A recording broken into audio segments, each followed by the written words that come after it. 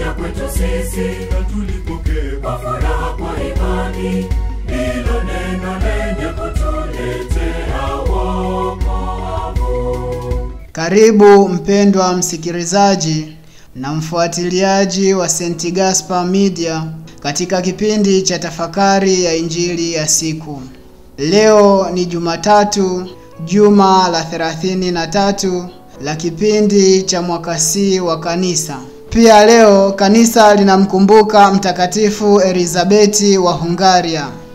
Masomo yetu ya leo, somo la kwanza linatoka katika kitabu cha kwanza cha Wamakabayo, sura ya kwanza, aya ya 10 hadi ya 15, na aya ya 41 hadi ya 43, na aya ya 54 hadi aya ya 57, na aya ya 62 hadi aya ya 64. Na somo la Injili takatifu linatoka katika Injili ya Mtakatifu Luka, sura ya 18, aya ya 35 hadi aya ya 43. Karibu tusikilize Injili.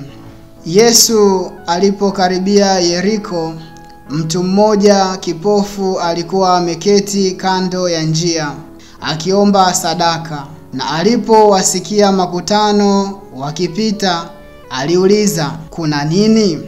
Wakamwambia, "Yesu wa Nazareti anapita." Akapiga kelele akisema, "Yesu mwana wa Daudi unirehemu."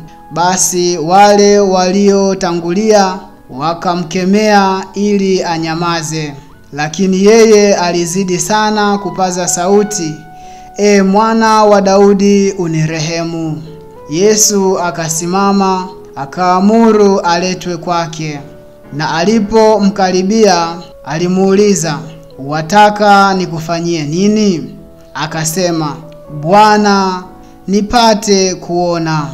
Yesu akamwambia, "Upewe kuona, imani yako imekuponya."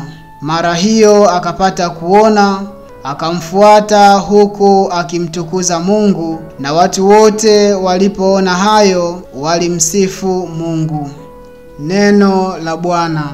Sifa kwako, e Kristo.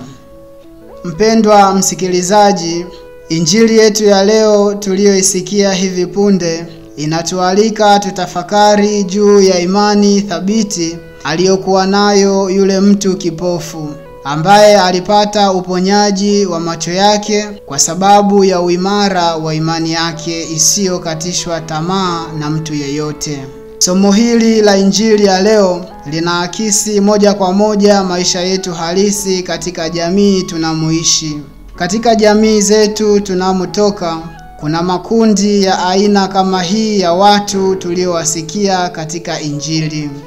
Yaani, kuna kundi la watu wanaolia wakiomba kutaka waone tena, na kuna kundi la watu ambao wanawanyamazisha wanaotaka kuona na wale wanaoomba msaada. Kundi la watu wanaolia wakitaka kuona tena, hawa wanaweza kuwa yatima, wajane, wazee, masikini, walemavu na hata watu wasio na ajira. Na kundi lile la watu wanaowanyamazisha hawa wenye kudai haki zao na wenye kuomba misaada ndio wale wenye mamlaka na nguvu, ambao wanatumia mamlaka yao kukandamiza wengine na kuwafanya waendelee kubaki vipofu daima. Huu ni mfano halisi kutoka katika jamii zetu tunamoishi, iwe Afrika au Ulaya au mahali popote pale duniani. Watu kama hawa wapo. Sasa tuangalie upande wa kiroho. Je, mfano huu una uhalisia wowote katika maisha yetu ya kiroho kama Wakristo? Jibu ni ndio. Mfano huu una uhalisia tena katika maisha yetu ya Kikristo. Yapo mengi tunayoweza kujifunza kutoka katika mfano huu. Jambo la kwanza tunaloweza kujifunza, ambalo ni la kiroho, ni kwamba Mkristo mbatizwa yeyote yule ana wajibu wa kuilinda imani yake mpaka mwisho wa nyakati, ndiyo kusema mpaka atakapokuja Bwana. Atakayevumilia mpaka mwisho ndiye atakayeokoka. Rejea Injili ya Mtakatifu Mathayo sura ya 24 aya ya 13. Tujiulize, ni mara ngapi Wakristo tunapopatwa na majaribu na changamoto kubwa katika maisha yetu tunamwacha Mungu au tunasaliti imani zetu na tunageukia imani zingine ambazo kwa hakika mara nyingi watu tunajikuta tunaangamia kabisa kwa sababu ya kutangatanga. Sasa hivi si ajabu kumwona Mkristo mbatizwa akimsaliti Kristo aliye chanzo cha uzima wa kila kitu na kuwaendea wachawi au washirikina au wanaoabudu miungu ya kipagani ili apate kusaidiwa shida yake fulani, kama vile kupata ajira, kupata mtoto au kuponywa maradhi na kadhalika. Mambo kama haya ni ubatili mtupu na ni upofu mkubwa wa kiroho. Jambo la pili tunaloweza kujifunza katika injili yetu ya leo ni umuhimu wa macho. Bila shaka kila mtu anafahamu kazi ya macho kuwa humsaidia kuona mambo au vitu mbalimbali, yaani ndiyo kusema kwamba macho ndiyo taa ya mwili. Rejea Injili ya Luka sura ya 11 aya ya 34.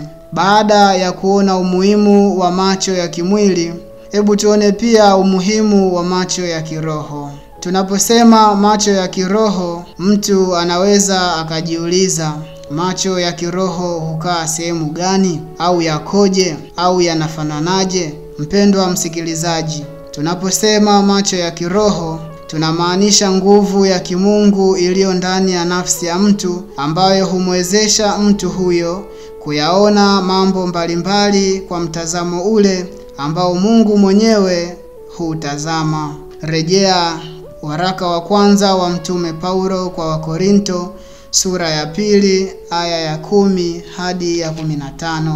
Mfano, kwa kawaida katika jamii mtu masikini anapokaribishwa katika sherehe fulani huwa anapewa kama kiti basi cha mwishoni na wala si cha mbele. Kama chakula basi ni kile cha hadhi ya chini sana kuliko atakachopewa mtu tajiri. Kwa hiyo hali kama hii huonesha wazi kwamba mtu huyu mwenye sherehe ambaye huwahudumia watu aliowaalika yeye mwenyewe, katika utofauti kama huo, mtu huyu ni kipofu wa kiroho kwa sababu anaenda kinyume kabisa na kanuni ya Mungu. Kwa kuwa Mungu yeye mwenyewe huwainua wanyonge kutoka mavumbini na kuwakweza juu kabisa, na matajiri wenye kiburi huwashusha mpaka mavumbini. Rejea Injili ya Luka sura ya 1 aya ya 46 hadi ya 55. Leo pia kanisa linapofanya kumbukumbu ya Mtakatifu Elizabeti wa Hungaria linatupa mfano hai wa maisha yake kipindi alipokuwa anaishi hapa duniani. Mtakatifu Elizabeti wa Hungaria alifahamu siri hii iliyofichika machoni pa watu wengi, yaani aliwapenda na kuwajali masikini licha ya kuwa yeye alikuwa ameolewa na mfalme, yaani alikuwa malkia, lakini bado alibaki kuwathamini sana maskini na wagonjwa, na hata akajitolea kujenga hospitali kubwa ya kuwasaidia watu wote. Na hata baada ya mume wake Mfalme Louis alipokufa, yeye alifukuzwa atoke na watoto zake katika jumba la kifalme. Hivyo Mtakatifu Elizabeti aliondoka na kuanza kuishi maisha duni kabisa, lakini upendo wake kwa maskini haukufifia. Aliwashirikisha kile alichokuwa nacho, aligawa riziki aliyokuwa nayo kwa siku ili ale au washiriki pamoja na maskini. Mtakatifu Elizabeti hakika alikuwa na macho ya kiroho. Basi tumuombe Mtakatifu Elizabeti wa Hungaria atuombee ili nasi macho yetu ya kiroho kama yamepofuka, Mwenyezi Mungu ayarudishie uwezo wake wa kuona tena, ili siku moja tuweze kuurithi uzima wa milele mbinguni. Mtakatifu Elizabeti wa Hungaria, utuombee. Itukuzwe damu ya Kristo. Ninakushukuru kwa kutafakari pamoja nami injili ya leo. Niliyekuletea tafakari hii ni mimi Frateli Emmanuel Cyprian Mluge wa shirika la wamisionari wa damu azizi ya Kristo kutoka seminari kuu ya Mtakatifu Gaspari del Bufalo, Kola, Morogoro. Itukuzwe damu ya Kristo. Milele amina.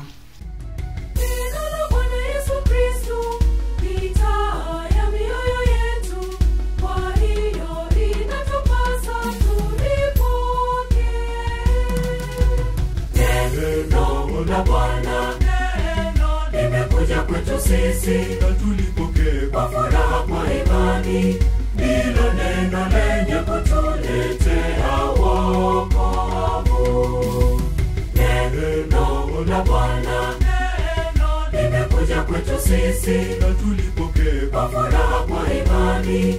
Ndilo neno lenye kutuletea wokovu.